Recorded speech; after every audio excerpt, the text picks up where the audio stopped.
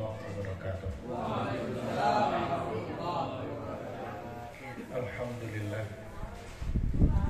Alhamdulillahilladzi hadana li hadza wa ma kunna linahtadiya laula an hadanallah.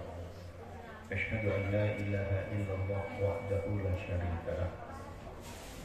Wa asyhadu anna Muhammadan abduhu wa rasuluh la nabiyya ba'da. Allahumma shalli wa sallim wa barik ala nabiyyina Muhammadin wa ala alihi wa sahbihi wa mawalah amma ba'du. Qala Allah ta'ala fil Qur'anil Karim, a'udzu billahi minasy syaithanir rajim. Inna Allaha yuhibbul ladzina yuqatiluna fi sabilihi shaffan ka'annahum bunyanun marsus. Shadaqallahu adzim. Teman-teman sekalian, alhamdulillah malam ini kita masih mendapatkan hidayah, taufik dan hidayah Allah sehingga bisa hadir di tempat ini, di tempat yang biasa kita bersilaturahim dan mengkaji ilmu. Dan secara khusus malam ini, tadi sebelum sholat maghrib Ketua BDPM nelpon sambil mau mengingatkan teman-teman bahwa besok tanggal 1 Oktober itu adalah Milad Kokam yang ke-56. Jadi ini untuk diingat-ingat sama anggota Kokam bahwa Kokam itu lahir 1 Oktober 1965. Jadi lahirnya Kokam itu memang counter, jadi melawan gerakan komunis. Jadi nanti kalau PKI bangkit lagi maka Kokam lebih depan. Insya Allah apa gitu. Karena ini anak-anak Kokam ini malas belajar bela diri tapi bela orang. Kalau bela diri nggak bisa, jangan harap bela orang gitu. Jadi bela diri dulu, baru belajar bela orang. Ini penting, jangan sampai nanti ketika benar-benar PKI ini muncul, sebagaimana banyak ditinggal dan banyak pihak itu, Kokam pakai jurus mustika, musti kabur maksudnya. Maksudnya kabur duluan gitu. Harus belajar tapak suci. Iya, dulu kan di sini ya belajarnya.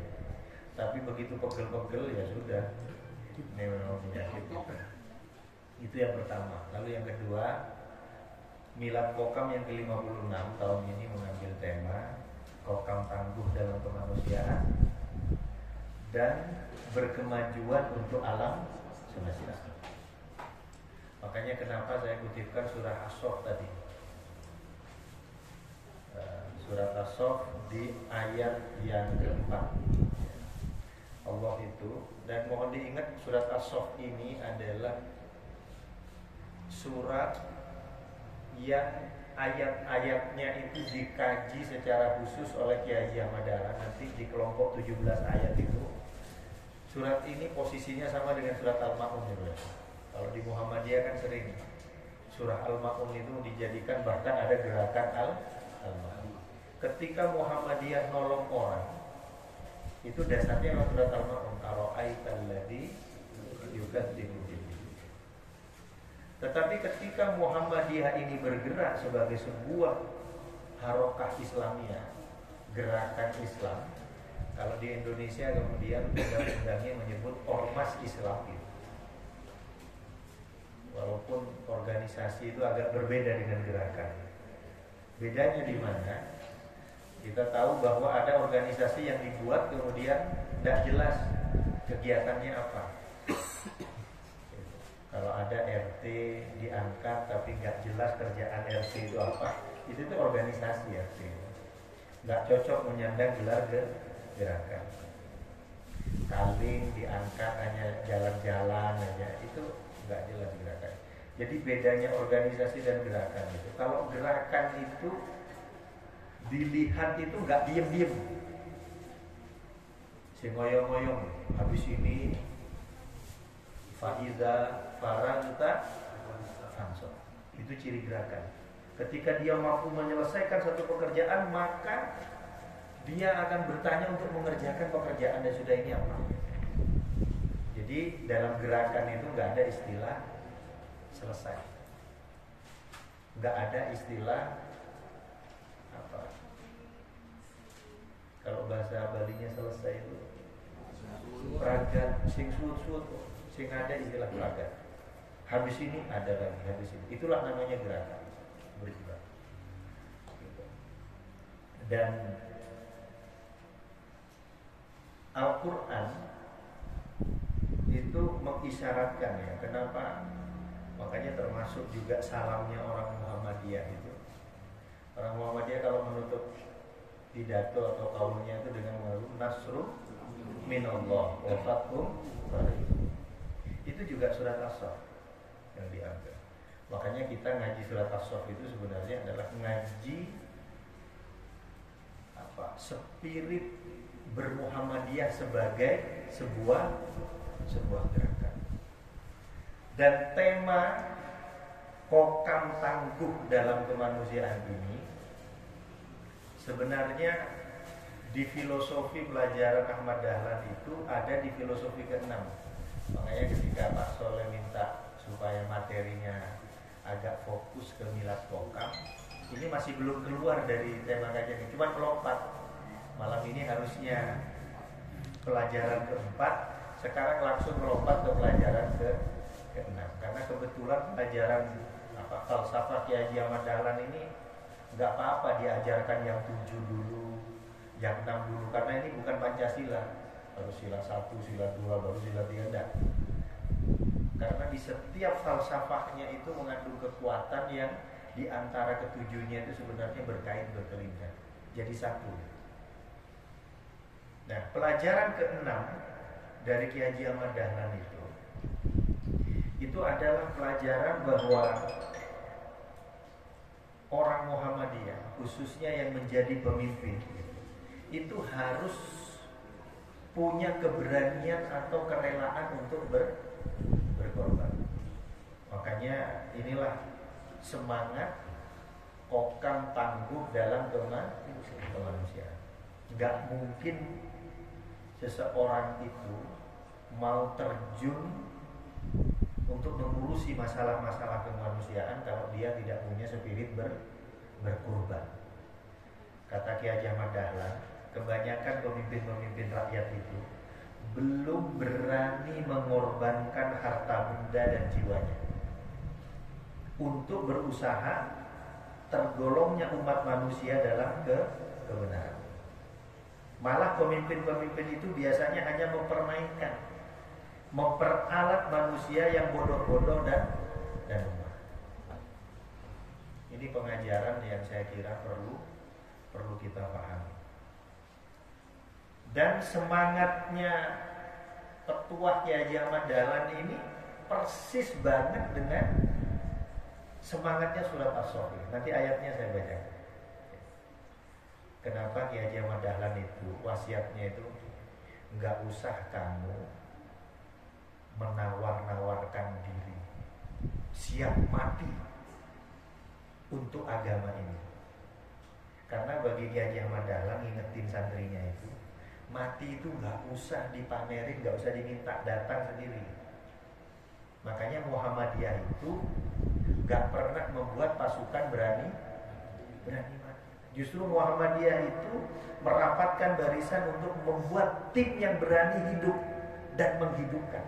Makanya semboyannya hidup-hidupilah Muhammadiyah.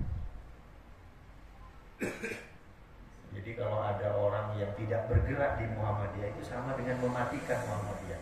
Dan itulah yang menyebabkan orang itu nggak akan terasa. Jadi berdakwah di Muhammadiyah itu adalah gerakan yang menghidupkan, bukan gerakan yang mematikan. Jadi nggak perlu masuk pasukan berani mati, karena mati itu nggak usah dicari, mesti datang. Kita harus menjadi orang yang berani hidup. Kenapa? Orang hidup itu salah satu cirinya dia mesti ketemu dengan masalah. Nah, di situ tolak ukurnya. Sampai Al-Quran mengatakan wala tayasu min rahmatillah. Jangan sekali-kali kamu itu berputus asa dari rahmat, bukan rahmat hidayah, rahmat Allah. Bukan rahmat sego, rahmat Allah. Wala tayasu min rahmatillah. Jangan sekali-kali kamu itu berputus asa dari rahmat Allah.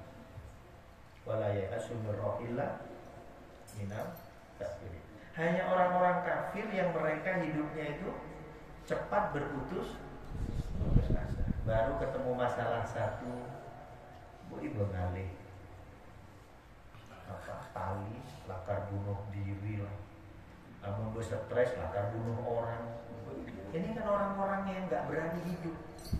Ketika ketimpa masalah, dikiranya yang bermasalah hanya dia saja. Bahkan yang lebih fatal ketika dia kemudian melihat Allah, ada perasaan suudzon kepada Allah, prasangka buruk kepada Allah. Ya Allah, ini nggak adil, padahal aku ya di Muhammadiyah sudah aktif, sudah tidak turun-turun di masjid. Tapi noden nasibnya kini lacur falah.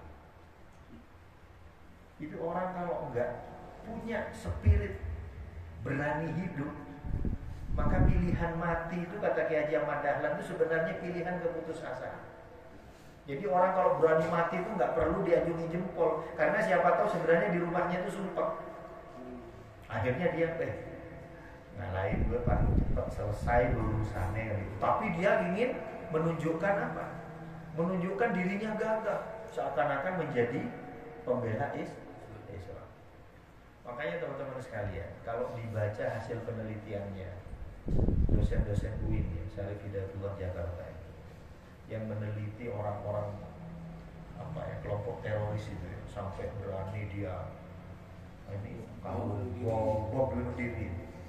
Rata-rata mereka bermasalah baik di keluarga maupun di masyarakat. Artinya punya problem. Kadang-kala kan ada orang-orang dia hijrah ya. Jadi yang tadinya tatuan ini gitu, pindah ke Islam. Masalahnya di mana? Kadang-kala dia mau jalan pintas, mau bersedekah dia miskin, mau ngajarin orang dia juga nggak berilmu. Akhirnya apa? Caranya supaya yakin dirinya akan disambut oleh para bidadari, berani mati. Itu kan orang putus asa.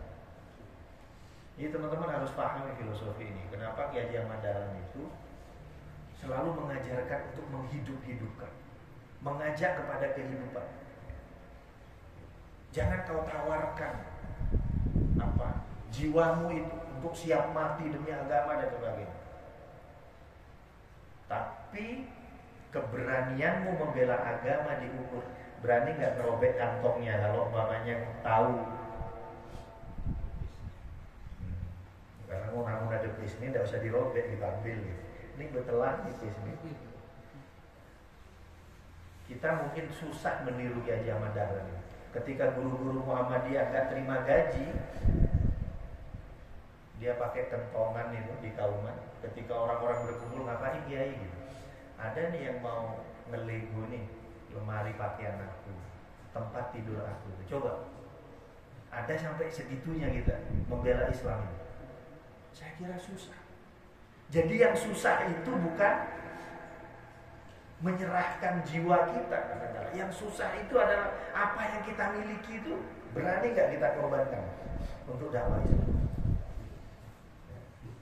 Makanya ini salah satu tes case-nya adalah di pengajian kita ini bertahan seberapa lama ya? Mana yang koordinator alamnya ini? Abdul Ghafur. Oh, ya. Jadi dia itu harus apa? Kira-kira mengelola pengajian ini dengan sistem swadaya begini sampai semarang. Apalagi melayani request itu OT kalau bisa yang ada udangnya gitu. Seberapa di klubnya?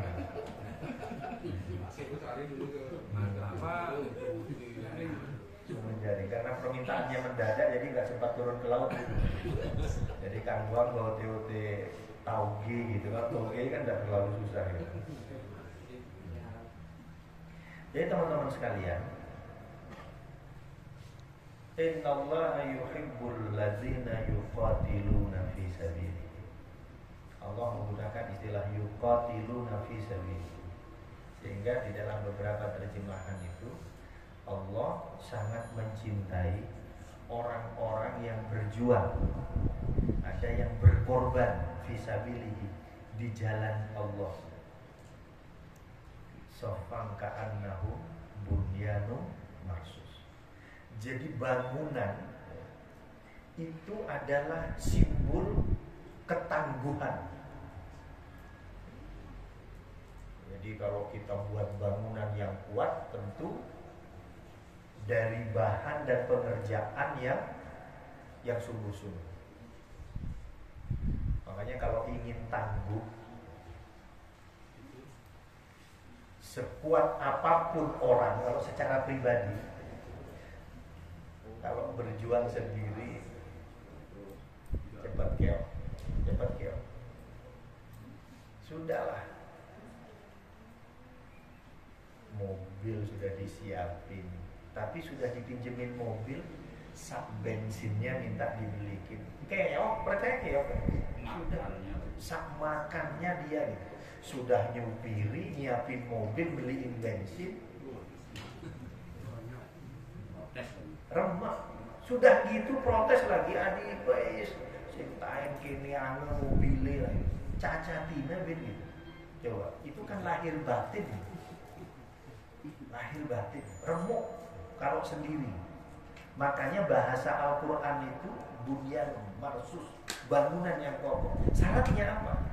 Ketangguhan itu dibangun dari sofang ka'anahu. Berjuang itu harus bersama-sama.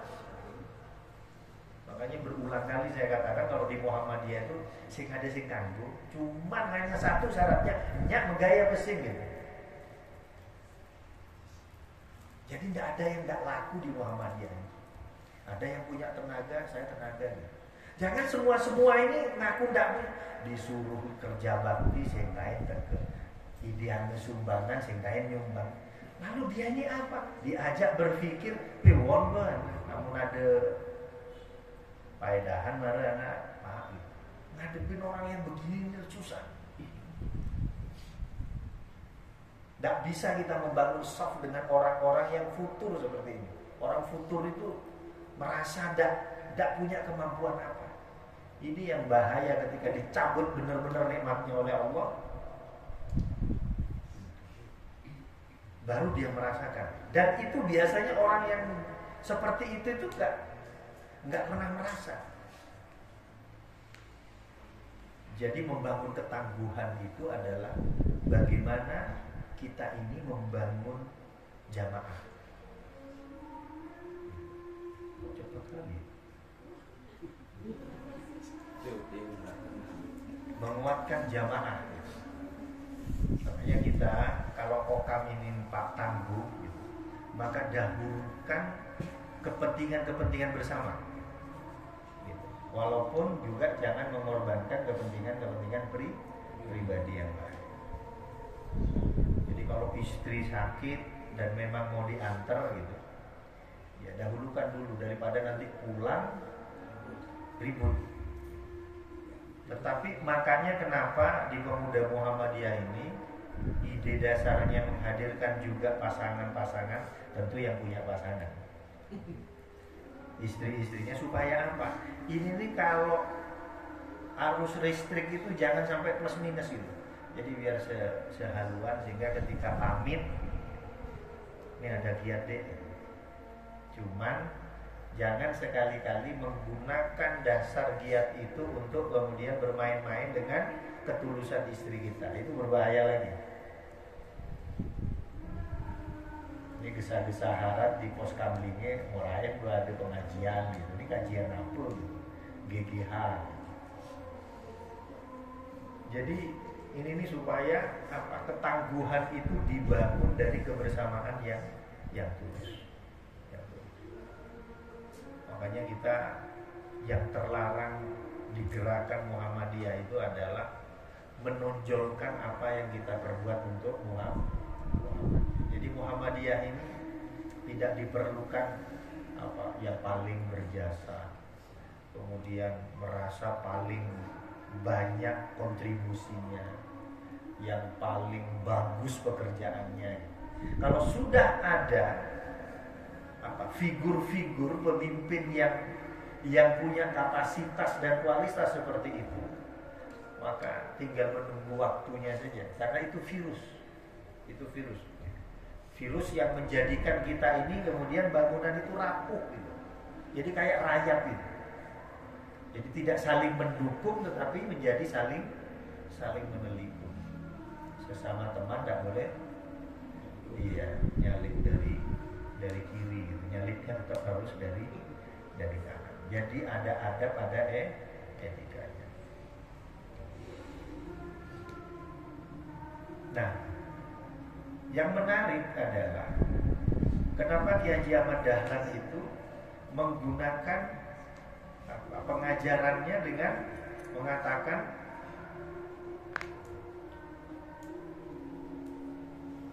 kebanyakan pemimpin-pemimpin belum berani mengorbankan harta benda dan jiwanya. Itu kalau di surah As-Saff itu ayatnya, ya ayyuhalladzina amanu hal adullukum ala tijaratin tunjikum min adzabin alim tu'minuna billahi wa rasulihi wa tujahiduna fi sabilillahi bi amwalikum wa anfusikum. Jadi yang disebutkan pertama itu adalah amwal dulu, baru anfus.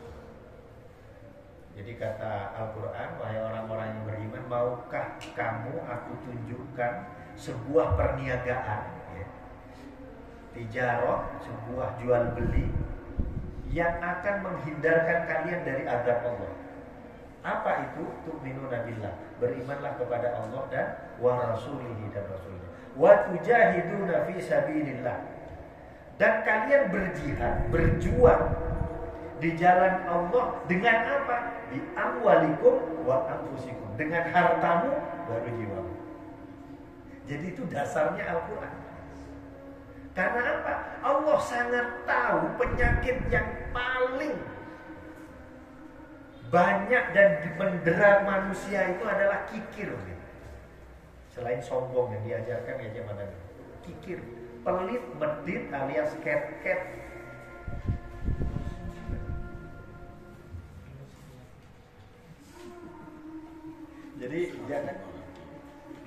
Jadi jangan diinikan ya.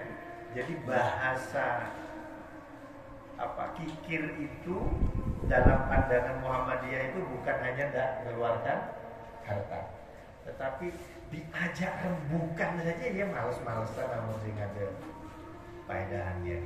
Jadi tenaga, jadi nikmat Allah itu kan tidak mesti fulus saja. Oh, di rumah itu ada pisang nganggur gitu, belian terigunya, tidak pisang goreng, oh anak nggak berjajan gitu. Jadi ini adalah bagaimana kita memberi dalam bentuk harta amwal gitu. Ya, kita break dulu ya. Konstruksinya seperti itu. Jadi Allah menyukai orang-orang yang berjuang dalam barisan yang rapi, jamaah yang kuat gitu. Dan Allah menawarkan sebuah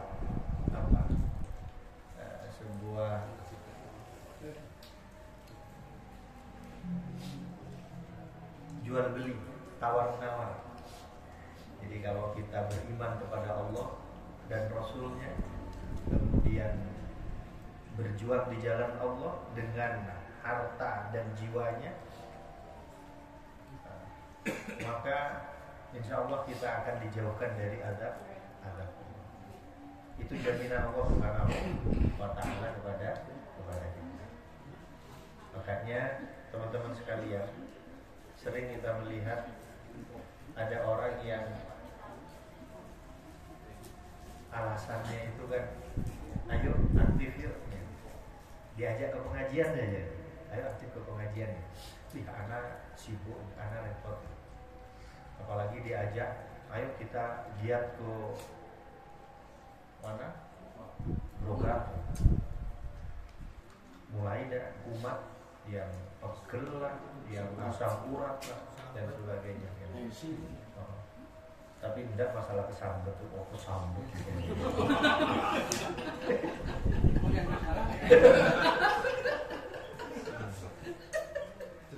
Jadi sebenarnya bahasa kita itu adalah min adzabin alim. Jadi yang dimaksud azab Allah itu kadang-kadang begini.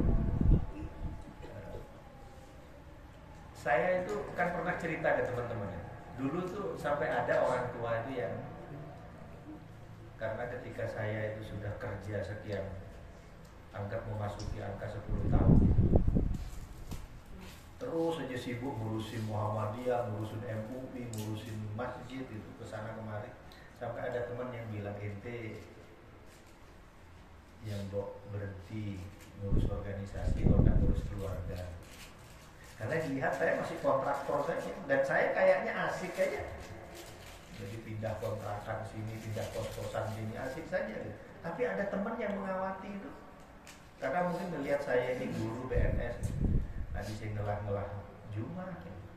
Jadi tidak pernah punya rumah, baru sudah sekian puluh tahun kerja gitu. Dan ketika diingatkan begitu, saya juga menjadi nyadar gitu. Oh iya ya, ada benarnya juga gitu. Tapi saya menjadi ingat ya.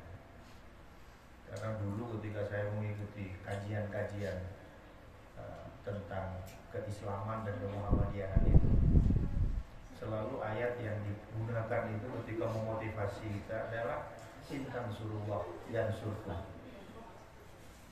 Jadi kalau kamu menolong agama Allah, maka Allah akan tolong kalian. Wa yutsabbit aqdamakum, dan kalian akan ditempatkan, dikokohkan kedudukannya itu. Oh, itu selalu dicekoki kita. Makanya sudah kandung belus gitu kan, mau mundur dari sekretaris PDM tidak mungkin terus. Tapi tahu-tahu ya punya rumah gitu, walaupun disindir orang itu rumah miskin katanya. Karena di gang kan tidak mungkin saya beli mobil. Jadi itu memang khusus roda 2 rumah itu, tidak mungkin roda 4. Jadi dulu itu sempat disuruh pindah, ngapain beli rumah miskin ini gitu. Loh, rumah miskin ini aja sudah kredit ini. Ini aja sudah digerek sana sini gitu. Tapi punya rumah aja. Dan alhamdulillah keluarga sehat, anak-anak nggak ada yang bermasalah. Jadi ternyata pertolongan Allah itu nggak mesti. Makanya kalau sudah ruwet-ruwet di rumah itu introspeksi kita ya. Kira-kira apa yang menjadi banyak kesalahan kita. Kalau itu dianggap sebagai ujian, maka kita harus bersabar. Takutnya itu merupakan adab. Berarti ada sesuatu yang kita sembunyikan dari apa yang seharusnya menjadi hak milik. Kita punya kebiasaan, tapi kita simpan untuk diri sendiri. Itu bagian dari pelit sebenarnya, dari ajaran kita. Jadi ini teman-teman sekalian, makanya orang-orang di luaran itu kadang-kadang miris melihat kita. Ini orang-orang tim COVID ini, orang-orang agak gila ya. Orang selain takut ya, oh ini malah digelut gitu, pasien COVID. Tapi kan alhamdulillah yang kena COVID juga ya akhirnya sembuh kata teman-teman itu. Luar biasa. Jadi yakinilah itu, bahwa Allah akan menolong ketika kita punya concern juga menolong agama Allah. Tentu Allah yang maha kaya kan, dimaksud menolong Allah itu bukan seperti nanti ciri Islam berkemajuan itu. Jadi itu kokam tangguh untuk kemanusiaan. Motivasinya itu teman-teman sekarang sudah baca surat As-Saff itu ya. Nah, sekarang dan berkemajuan untuk alam semesta. Jadi ini saya potong-potong aja supaya fokus itu. Muhammadiyah itu ketika masuk ke abad kedua, Muktamar 46 Jogja itu mengubah ADART-nya yang tadinya ingin mewujudkan masyarakat muslim yang sebenar-benarnya, kemudian diubah menjadi masyarakat Islam yang berkemajuan. Makanya sekarang saya ingin suguhkan yang dimaksud Islam berkemajuan itu apa. Ada buku yang disusun oleh Kiai Suja, sampingnya Kiai Ahmad Dahlan. Isinya memaparkan yang dimaksud Islam berkemajuan menurut pandangan Ahmad Dahlan itu. Yang pertama itu, ketika kita yang mengaku berislam ini bertauhid yang murni. Ingat, itu tuh pondasi. Ini nih, yang lain ini buntutnya, ikutannya, pendampingnya. Tetapi orang beragama itu sangat tergantung akidahnya. Akidahnya lurus, ibadahnya juga akan lurus. Amal-amalnya juga akan lurus. Tapi ketika tauhidnya ini tercampur oleh sesuatu, kena virus yang namanya TBC, takhayul, bid'ah, curafat. Kalau Pak Sekretaris PDM selalu bilang curafat karena TBC. Ini teman-teman nanti ada kuliah khusus dah yang membedakan apa takhayul, apa itu bid'ah, apa itu curafat. Tapi yang jelas begini, ketika bicara tauhid murni, Kiai Ahmad Dahlan itu selalu mengulang-ulang bacaan surat Al-Ikhlas. Qul huwallahu ahad. Jadi katakan ya, Allah itu satu, tidak berbilang. Kalau kamu sudah menempatkan sesuatu, meyakini sesuatu, punya kesamaan dengan Allah, disitulah letak syirik yang pertama. Syirik yang pertama diuraikan di surat Al-Ikhlas, Allahus Samad. Maka kalau meminta sesuatu itu hanya kepada Allah. Minta pertolongan itu hanya kepada Allah. Tetapi ketika kita sudah mulai hajat kita ini dititipkan kepada sesuatu yang selain Allah, kuburan.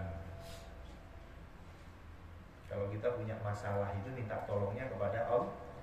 Dengan cara apa? Berusaha dan berdoa. Jangan kita ini minta tolong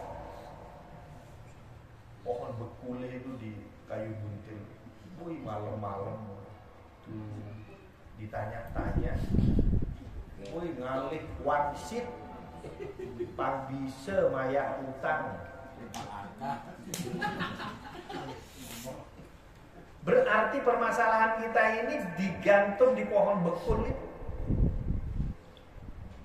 Kita tidak meminta pertolongan kepada Allah. Kemudian syirik yang ketiga yang ini biasa dilakukan adalah, ini bagian dari takhayul pada khayal kita. Lam yalid lam yulad. Allah itu tidak, ya ada yang menyebut beranak dan tidak diperanakkannya itu. Allah tidak lahir dan dilahirkan. Itu sebenarnya dalam tafsirnya itu menggambarkan Allah itu jangan dikhayalkan sama dengan kita. Makanya kalau masih ada bisa malam Jumat kopi asloki itu kan, taruh banget ruku banget itu kan sebenarnya gini. Kalau masih ada orang Muhammadiyah masih suka apa? Ini kan sebenarnya menghayalkan Allah itu. Boys, Allah mencoba bil. Ada yang suka ngambil. Nah, itu musuh kita yang ngambil. Ada yang ngambil gitu ya. Oh gitu ya. Sampai. Ya. Mudah nanti akhirnya ketemu dia. Cuman nggak ada contohnya soalnya Pak. Nah, iya. Gua tawa mah.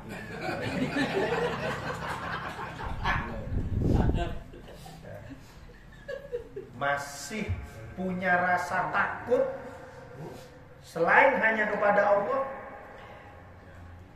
Kan sering kita ini ya, kalau menjumpa sesuatu, dia berangkat hari Kamis itu, Kayaknya ini latar Cilacap. Kalau kita punya keyakinan seperti itu, ini khurafat.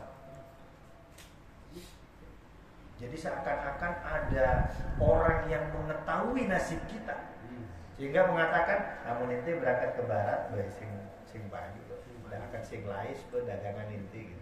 Makanya berangkat ke timur, gitu. Balik dewasa. Bacanya 1 minggu. Gitu aja. Ya, tahu. Berarti hari baiknya gitu ya. Anjar. Jadi kalau diundang hari Minggu, Tarisan. Ya. Perbaiki ibadahnya dulu. Perbaiki ibadahnya. oh iya, perbaiki ibadahnya gitu. Jadi kita tidak mungkin mengklaim diri sebagai Islam yang berkembang. Nu ada anggota kokam, pan aeng melayu nih, nganggur susu. Ya.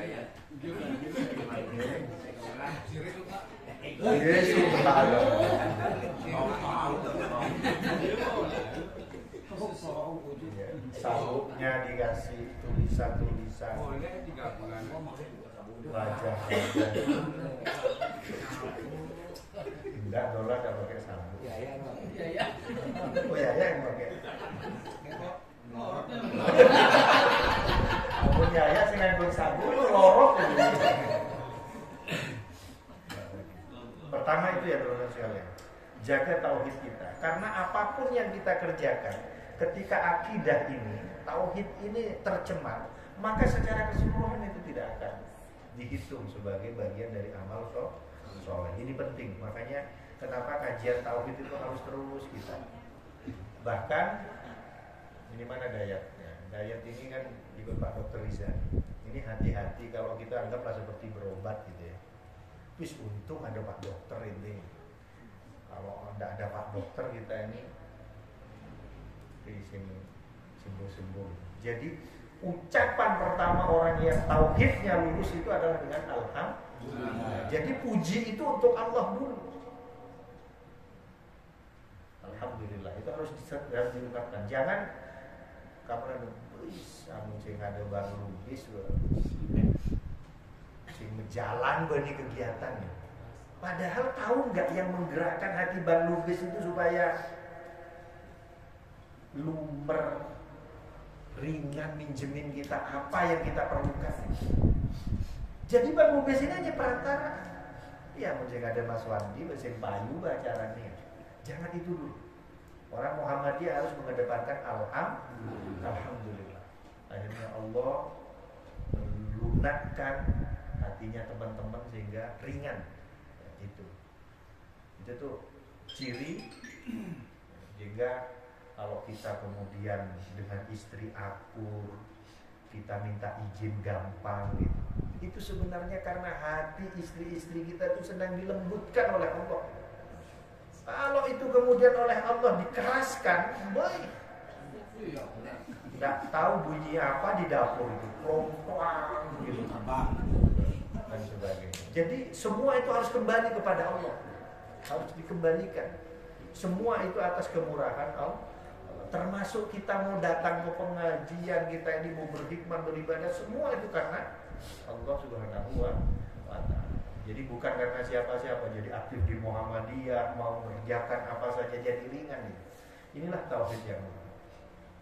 Lalu yang kedua, untuk kita sampai pada pemahaman tauhid yang murni, tentu mempelajari Al-Quran dan Sunnah ini secara mendalam. Gitu. Jadi teman-teman jangan sudah merasa cukup memahami agama ini. Bais subetawang karena malunan. Jadi harus ada upaya untuk terus-menerus mendalami Al-Quran dan Sunnah. Kemudian kepada kita supaya terus melembagakan amal soleh ini yang fungsional dan solutif. Artinya kita ini berkemajuan apabila kehadiran kita ini, ya insya Allah kita ini bergabung di Muhammadiyah kan tidak ada lain kecuali ingin beramal.